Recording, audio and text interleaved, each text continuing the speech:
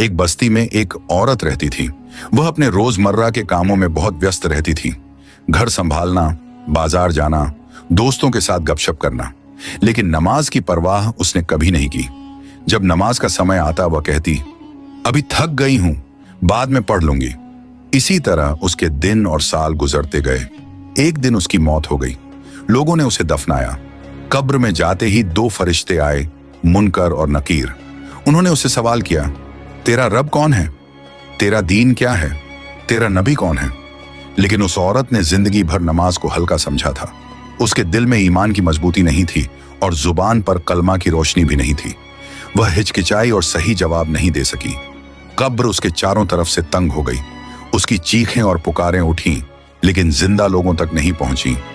तभी उसे एहसास हुआ कि दुनिया में नमाज पढ़ना मुश्किल नहीं था, लेकिन अब नमाज छोड़ने की सजा उसे कब्र में मिली। इसी तरह और वाकयात सुनने के लिए इस चैनल को सब्सक्राइब करें और कमेंट में अल्लाहू अकबर